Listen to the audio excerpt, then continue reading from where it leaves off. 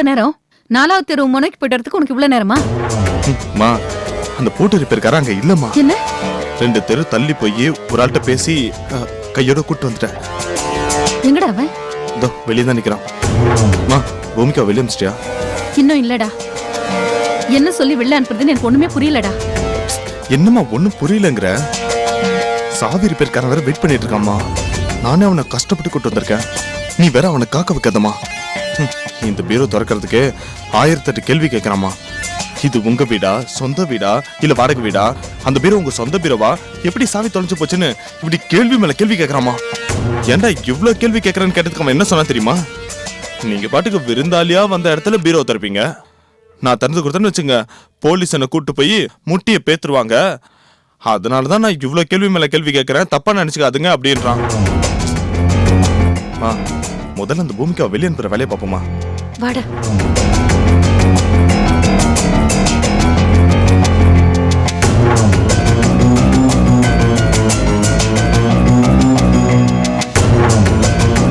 பூமிகா, என்ன மச்சான்? சங்கரிக்கு உடம்பு சரியில்லையா? ஆமா பூமிகா, சங்கரிக்கு உடம்பு சரியில்லைன்னு இப்பதான் போன் வந்துச்சு. என்னத்த சொல்றீங்க? ஐயோ, என்ன யோசிச்சுட்டு நிக்கிற? சீக்கிரம் கிளம்பி போய் பாரு. இல்ல மச்சான். ஏய் சீக்கிரம் கிளம்புமா. பாவம் அந்த குழந்தை. அத்தை, இதெல்லாம் கொஞ்சம் பாத்துக்கிறீங்களா? ஐயோ, அதெல்லாம் நான் பாத்துக்கிறேன். நீ முதல்ல கிளம்பு, கிளம்பு சீக்கிரம். யோசிக்காத பூமிகா, டக்குனு போ, சீக்கிரம் போயிட்டு வா போ. சீக்கிரம் போ.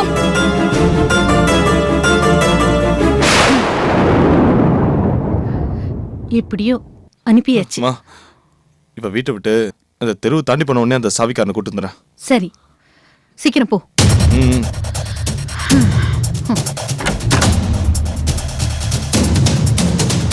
வாங்க வாங்க வாங்க. எந்த பூட்டமா திறக்கணும்? அந்த பீரோ. பீரோ பூட்டா?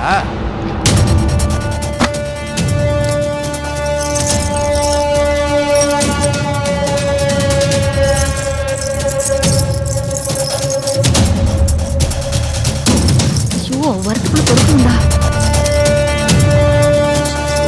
டேய் என்னடா? ஐயோ, சீக்கிரம்.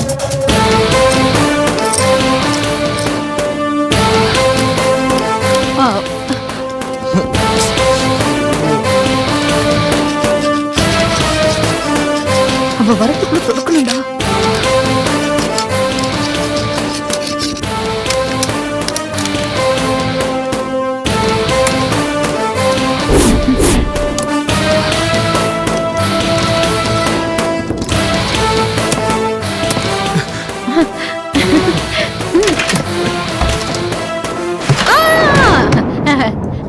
நீங்க கிளம்புங்க, கூட்டு போடா.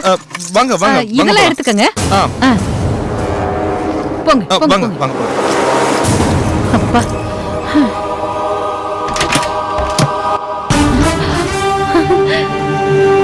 மா.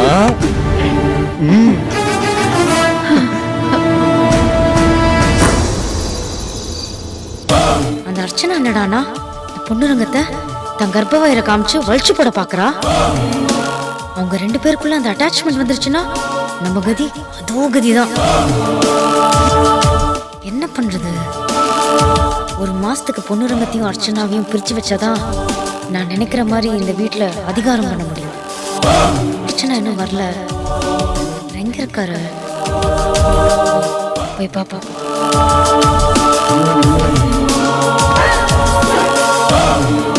சாப்பிடுங்க. சாம்பார் ஊத்திட்டுமா?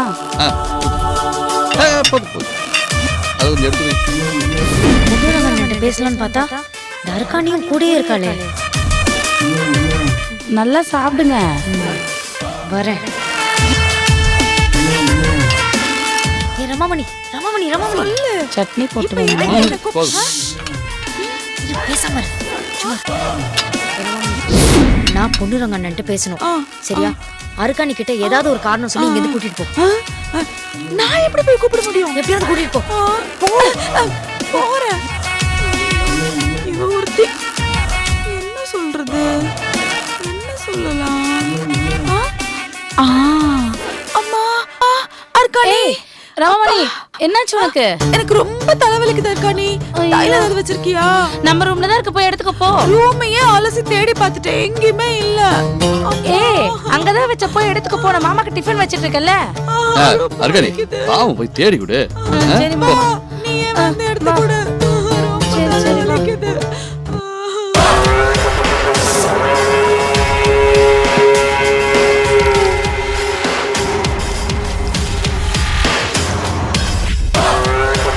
அண்ணே ம், என்னண்ணே இவ்ளோ லேட்டா சாப்பிடுறீங்க? கொஞ்சம் வேலையா இருந்துட்டேன், அதான் லேட் ஆயிருச்சு. என்னம்மா நீ தூங்கலையா? எப்படிண்ணே தூக்கம் வரும்? உங்களை மாதிரி கொஞ்சம் கூட பொறுப்பு இல்லாம இருந்தா அவ்வளவுதான், நம்ம தெருவுல தான் நிக்கணும். ஏன் அப்படி சொல்ற ரோசா? என்னாச்சு இப்ப? அண்ணே நம்ம ஃபேக்டரியில இருந்து போன் வந்துச்சுண்ணே, தினமும் திருட்டு போதானே. நம்ம வீட்டு பிரச்சனைய சாக்கா வச்சு ஃபேக்டரியில தண்ணி அடிச்சு சீட்டு விளையாடுறாங்களாண்ணே. ஆமாண்ணே, யாருமே சரியா வேலை பாக்குறது இல்லையா. இப்படியே விட்டோம்னா நம்ம ஃபேக்டரி திவாலாயி நம்ம கடங்காரங்களா அலைய வேண்டிதான். ரோசா என்ன சொல்ற நீ? ஆமாண்ணே, நாளைக்கு சக்தி திடீர்னு வந்து இத்தனை பேர் இருந்தோம் பொறுப்பு இல்லாம ஃபேக்டரி ஒழுங்கா நடத்தாம இப்படி திவால் ஆக்கிட்டீங்களேன்னு கேட்டா நம்ம என்னென்ன சொல்றது? என்ன தங்கச்சி இப்படி சொல்ற? நாம இத அப்படியே விட்டுற கூடாது. நாளை காலையில நான் ஃபேக்டரிக்கு போயிட்டு என்னாச்சு ஏதாச்சுன்னு விசாரிச்சு வந்துடுறேன். அண்ணே அண்ணே அண்ணே இருங்கண்ணே, காலையில வரைக்கும் என்னென்ன பண்ண போறீங்க? ராத்திரியில தான் திருட்டு போதானே, ராத்திரியில தான் தண்ணி அடிச்சு சீட்டு விளையாடுறாங்களாம். அதனால இனிமேல நீங்க தினமும் வீட்ல இல்லாம அங்க போய் கொஞ்சம் நைட் டியூட்டி பாருங்கண்ணே. அப்பதான் அங்க யார் என்ன தப்பு பண்றாங்கன்னு நம்ம கண்டுபிடிக்க முடியும்ண்ணே. என்னது ரோசா தங்கச்சி இப்படி சொல்லுது? ஆனா ரோசா அண்ணே அண்ணே நான் சொல்றது கொஞ்சம் கேளுங்கண்ணே. அது உங்க அப்பாவை ஒருத்தன் கொலை பண்ண முயற்சி பண்ணால, அது யாருன்னே தெரியாம இருந்தது.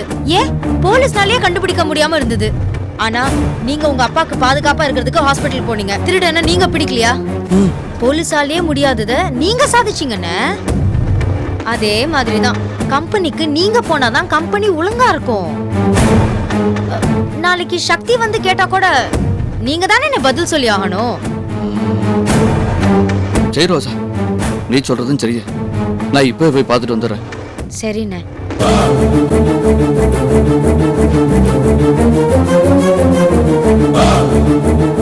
போ போ, உன்னையும் பொண்டாட்டியும் பிரிச்சு வச்சு சதுரங்க வேட்டை ஆட போறேன்.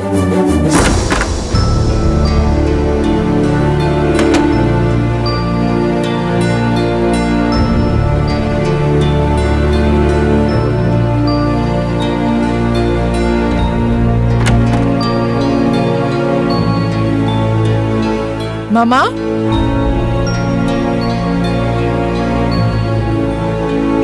மாமா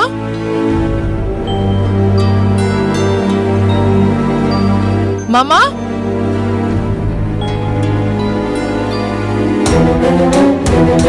தேடுறியா? தேடு தேடு.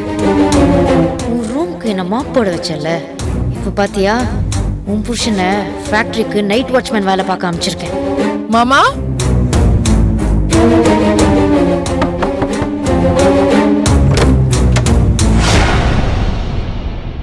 மாமா எங்கத்த? இப்பதாம்மா சாப்பிட்டான். வெளியே எங்கேயாவது நடக்க போயிருப்பான். சரி நான் பாத்துக்கிறேன்.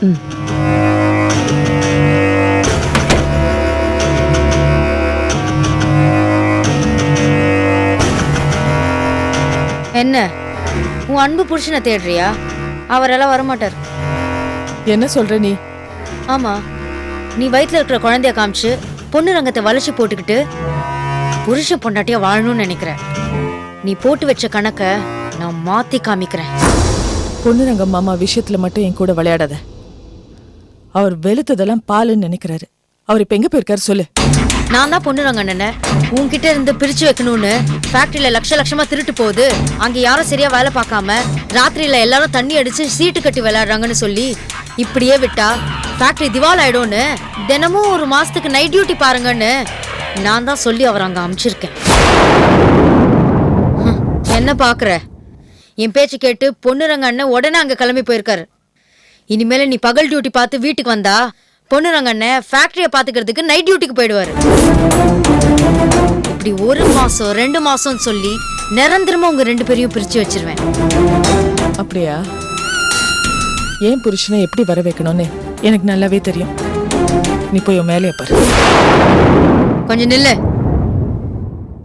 நீ உன் புருஷனை வயிற்றுல வளர்ற இந்த குழந்தைய காமிச்சு வளர்ச்சி போடணும்னு பாக்குற. ஆனா நான் அவர்கிட்ட கடமை உணர்ச்சிய சொல்லி உங்க 2 பேரையும் பிரிச்சு வச்சுட்டேன். ரோஜா, தெளிவா சொல்ற கேட்டுக்க. நீ குடும்பத்தை உடைக்க பாக்குற. நான் குடும்பம் செதறி போக கூடாதுன்னு நினைக்கிறேன். உங்க அம்மா கிட்ட சொன்னதுதான் இப்போ உன்கிட்டயும் சொல்றேன். நீ என் தம்பியோட பொண்டாட்டி. அதனாலதான் நீ பேசுறது எல்லாத்தையும் கேட்டுட்டு இருந்தேன். நீயா திருந்துடு. இல்ல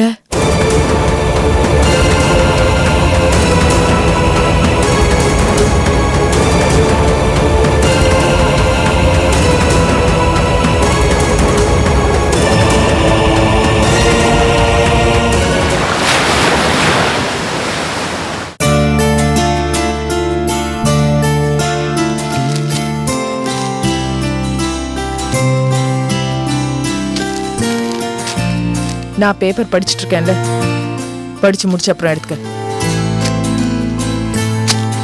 ரோஜா, எனக்கு சூடா காஃபி கொண்டு வா.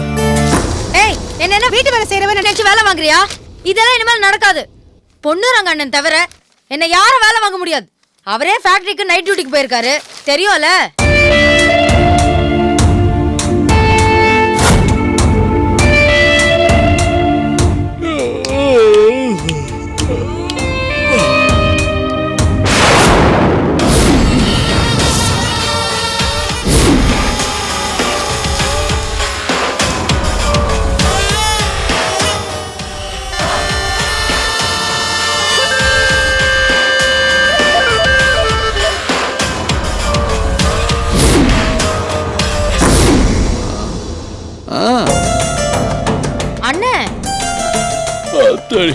அண்ணே, எப்பண்ணே நீங்க வீட்டுக்கு வந்தீங்க?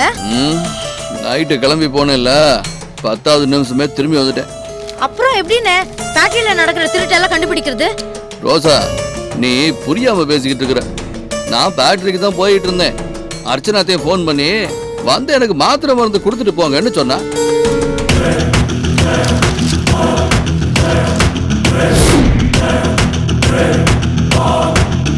நானும் வந்து மாத்திரையெல்லாம் கொடுத்துட்டு நம்ம ஃபேக்டரியில திருடு போற விஷயத்த சொல்லிட்டு நீ பத்திரமா படுத்து தூங்க அர்ச்சனா, நான் போய் பார்த்துட்டு வரேன்னு சொல்லிட்டு புறப்பட்டேனா, அதுக்கு அர்ச்சனா நீங்க ஏமா ஃபேக்டரிக்கு போய் பார்க்கணும், ஃபேக்டரியில நடக்கிற அம்புட்டு விஷயத்தையே இங்க இருந்தே பார்க்கலாம்னு தான் லேப்டாப்லயே காட்டிருச்சு.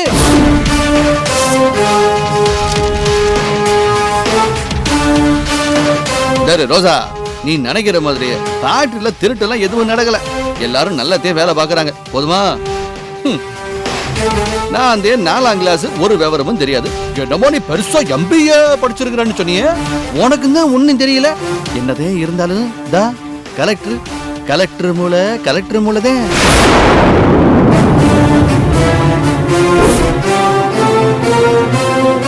மாமா.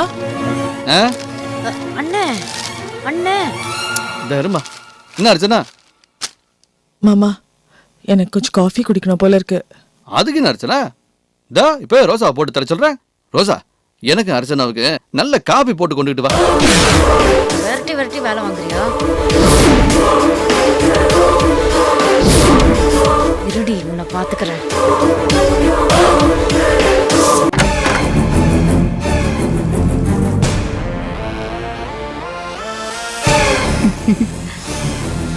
தரமா. அவசரப்படாத.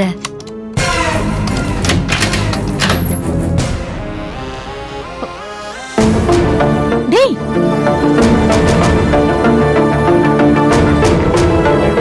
நேத்து நம்ம பாக்கும்போது நகையெல்லாம் உள்ளதானே இருந்தது.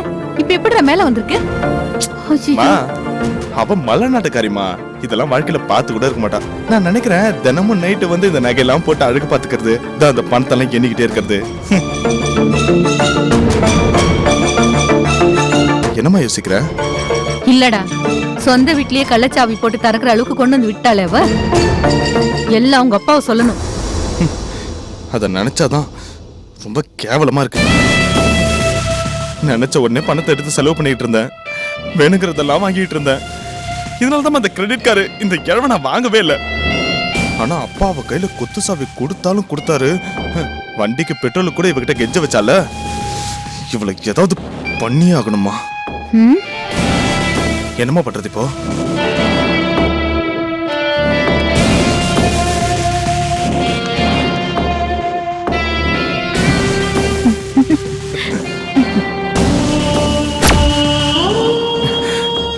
அம்மா, நீ சொன்ன மாதிரி பணம் நகை எல்லாத்தையும் எடுத்தாச்சு.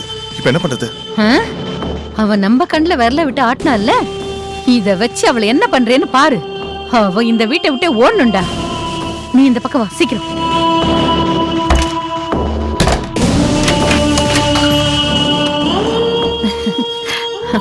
போ, போ, போ, போ.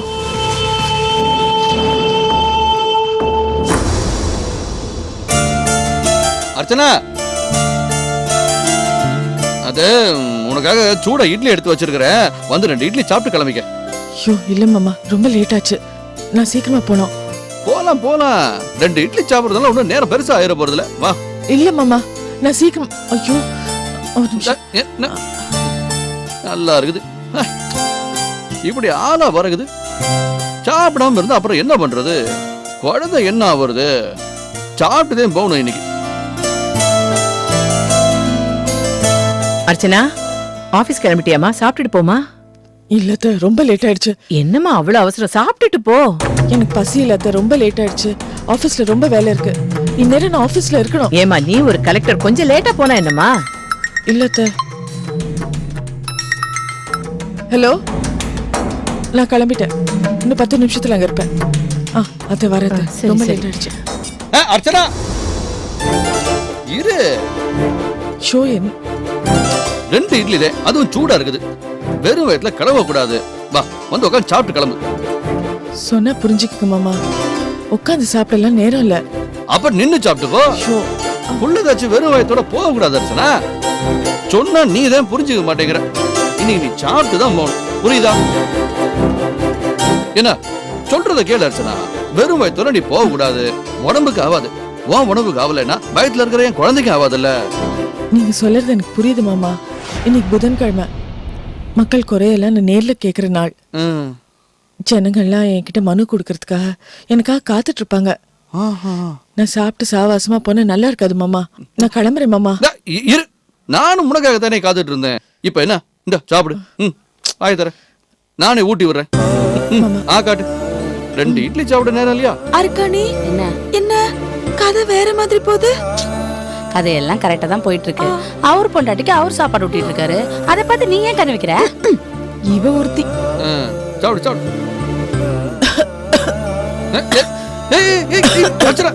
பொறுமையா சாப்பிடு. என்ன யார ரோசா, என்ன குத்துகல போய் நின்னுகிட்டு இருக்கிற? அர்ச்சனாவுக்கு புரியாது இல்ல? போய் தண்ணி எடுத்துட்டு வா. போ, போய் சீக்கிரமா எடுத்துட்டு வாங்குறல்ல. ஐயா,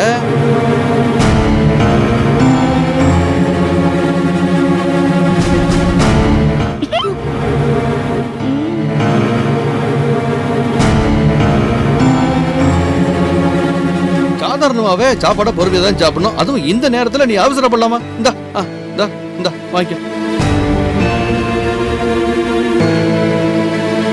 தேங்க்ஸ். இதுக்கு எதுக்கு தேங்க்ஸ்? ரோஜா இரு, எங்க போற? திரும்ப தண்ணி தேவைப்படும்ல. இரு, இந்த சாப்பிடு. என்ன வயித்துல இருக்கிற குழந்தைய காரணமா காமிச்சு என்ன விரட்டி விரட்டி வேலை வாங்குறியா? இருடி, உன்னை பாத்துக்கிறேன். கடைசி வாய், கடைசி வாய். ஒரு வாய் சாப்பிடு. போதும் மாமா. இல்ல இல்ல, ஒரே ஒரு வாய் போதும் மாமா. ஆபீஸ்ல எல்லாரும் எனக்காக வெயிட் பண்ணிட்டு இருப்பாங்க. நான் போனோம். அம்மாடி ஒண்ணுரங்கம், இன்னைக்கு அவன் கையால உனக்கு ஊட்டி விடுறத பாக்கும்போது எனக்கு ரொம்ப சந்தோஷமா இருக்குமா. ரொம்ப சந்தோஷப்படாதீங்க அத்தை. அவர் ஒண்ணு எனக்கு ஊட்டி விடல. என் வயித்துல இருக்கிற அவர் குழந்தைக்கு ஊட்டி விட்டார்.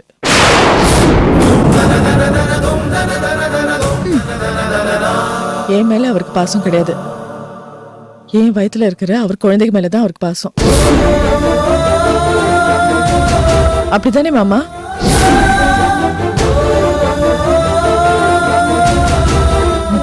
நான் வரேன் அத்தை.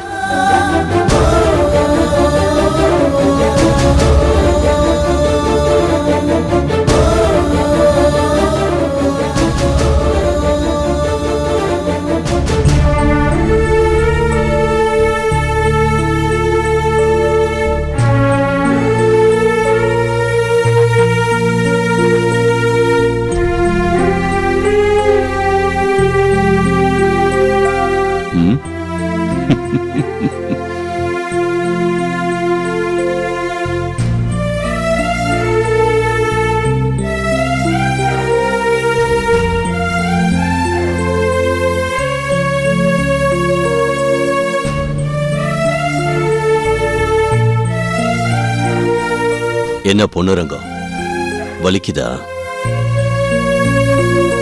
நாம இன்னொருத்தர் மேல வார்த்தையை பிரயோகம் பண்றப்போ அவங்க மனசு என்ன பாடுபடும்னு நாம உணர முடியாது. அதுவே நம்மளை இன்னொருத்தர் வார்த்தையால் அடிக்கிறப்பதான் அந்த வலி என்னங்கறத உணர முடியும்.